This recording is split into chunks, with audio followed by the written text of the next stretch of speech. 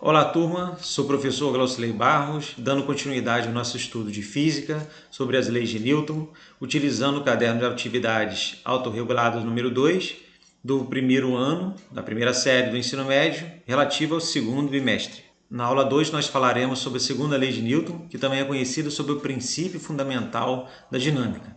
A primeira lei de Newton ela dizia que, na ausência de forças, ou quando a resultante das forças que atuavam sobre um corpo fosse igual a zero, ou esse corpo estava em repouso, ou esse corpo se encontrava em movimento retilíneo uniforme. Ou seja, um corpo em repouso, ele continuará em repouso, ao menos que uma força atue sobre ele. A mesma coisa vai acontecer com um corpo em movimento retilíneo uniforme. Para ele sair desse estado, deve atuar sobre ele uma força. Então, a força provocará nesse corpo uma alteração da velocidade, acelerando ou desacelerando esse corpo. Então, a gente pode enunciar a segunda lei de Newton da seguinte forma: quando uma partícula recebe a ação de uma força, ela adquire, na direção e sentido da força, uma aceleração, cujo módulo é proporcional ao módulo da força aplicada. O que significa isso? Quanto maior a força aplicada em um determinado corpo, maior vai ser a sua aceleração. Então, a gente pode representar a segunda lei de Newton através de uma fórmula que a gente colocaria dessa maneira: a força é igual ao produto da massa pela aceleração. As setinhas em cima indicam que a força e a aceleração são grandezas vetoriais e a massa é uma grandeza escalar. Nessa relação, F significa a força aplicada, m significa a massa da partícula, a massa do corpo, e a seria a aceleração adquirida por esse corpo. Por exemplo, um corpo de 4 kg de massa está submetido à ação de uma força resultante de 15 newtons.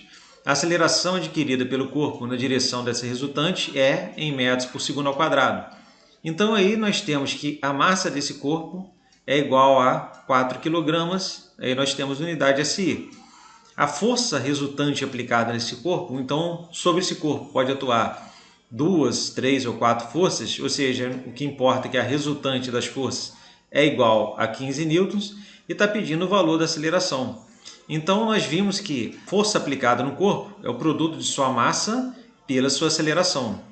Como a força é igual a 15 newtons e sua massa vai ser 4 newtons, a aceleração vai ser dada pelo quociente, pela divisão de 15 por 4. Então, a aceleração vai ser igual a 3,75 metros por segundo ao quadrado. Então, a opção seria a letra E. Bom, dando continuidade com mais um exemplo, se nós temos que a força é igual a massa vezes a aceleração, quando sobre um determinado corpo, de uma determinada massa m, atuar mais de uma força, a força aplicada deve ser entendida como uma força resultante que age na partícula.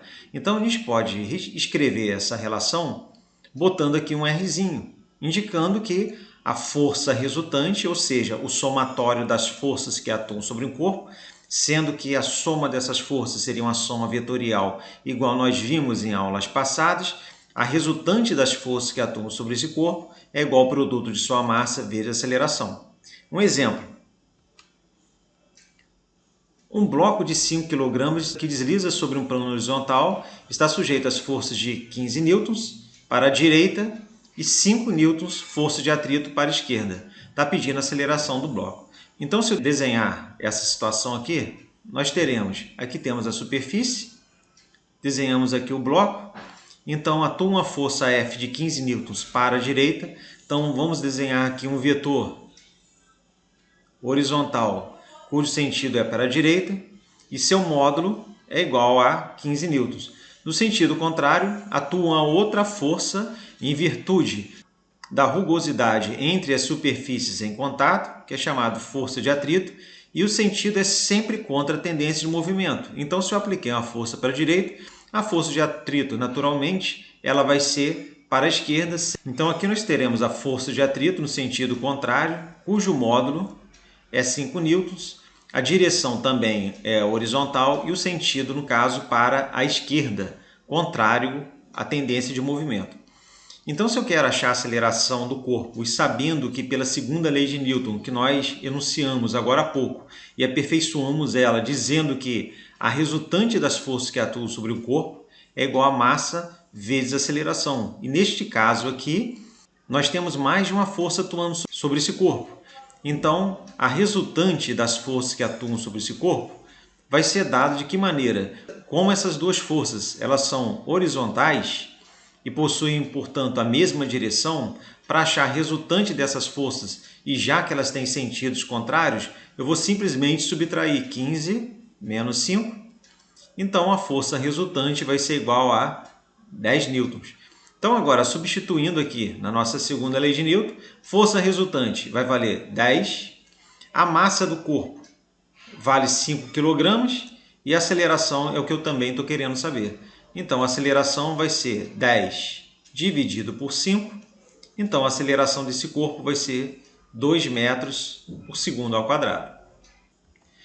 Vamos então fazer a atividade 2 relativa à aula 2. Uma partícula de massa igual a 10 kg é submetida a duas forças perpendiculares entre si, cujos módulos são 3 e 4 newtons. Pode-se afirmar que o módulo de sua aceleração é. Então, nós temos também mais uma situação onde sobre uma partícula atua duas forças. Então, se nós quisermos calcular a aceleração utilizando a segunda lei de Newton, temos que saber qual seria a resultante das forças que atuam sobre esse corpo, porque aqui são duas forças atuando.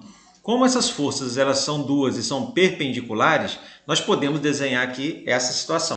Então, nós temos aqui duas forças perpendiculares, e quando as forças são perpendiculares, nós podemos achar a resultante dessas forças usando o teorema de Pitágoras, ou seja, a força resultante ao quadrado é igual ao módulo de uma das forças ao quadrado, 3 ao quadrado, mais o quadrado da outra força.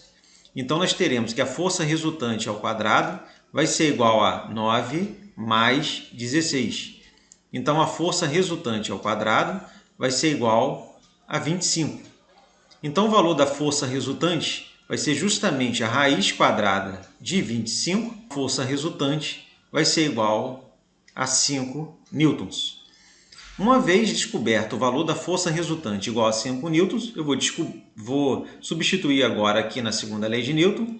5, que é o valor da força resultante, é igual a massa, que é 10, vezes a aceleração que eu estou querendo descobrir. Então, a aceleração vai ser dada por 5 dividido por 10, e 5 dividido por 10 vai ser igual a 0,5 metros por segundo ao quadrado. Então, a resposta correta seria a letra C. A respeito de uma partícula em equilíbrio, examine as seguintes proposições.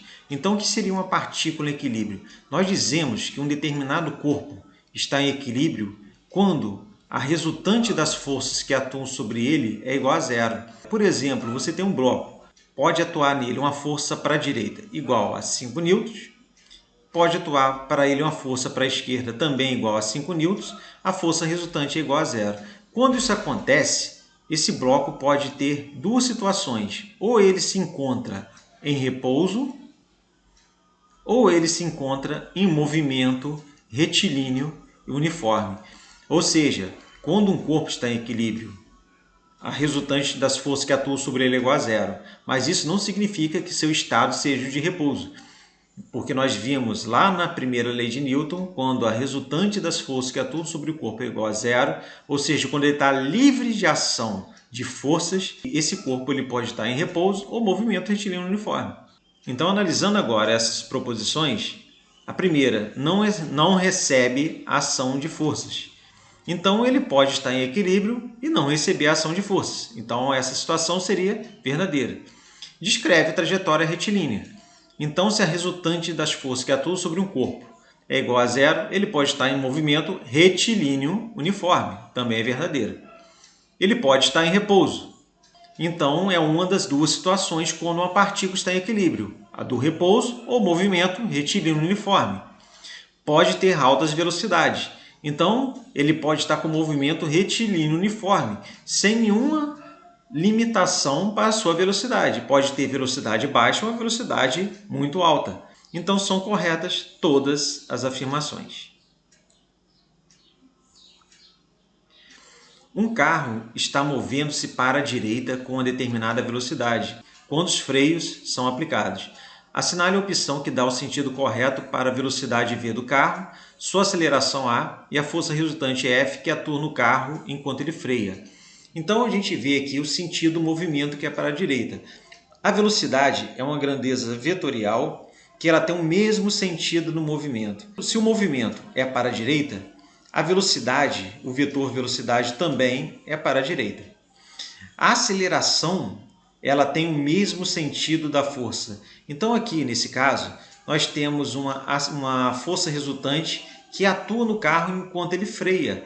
Então, se o carro está freando, existe uma força contrária ao sentido do movimento. Então, a força atuando sobre esse carro, a grandeza vetorial força, vai ter o sentido horizontal para a esquerda. E a aceleração, elas têm a mesma direção e sentido da força. Se a força é para a esquerda, a aceleração também é para a esquerda. A opção que acolhe todas essas situações, velocidade para a direita, nós temos a opção A, a B e a D. Então, a letra C está cancelada. Nós temos aceleração para a esquerda, nós temos aí como opção, então, a letra A vai estar cancelada, porque na letra A a aceleração está para a direita. Então, ficamos entre a B e a D, que vai tirar a gente aí da dúvida, é a força.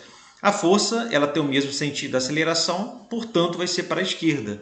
A opção correta seria a letra B. Essa foi a aula 2 sobre a segunda lei de Newton, o princípio fundamental da dinâmica. Um grande abraço a todos.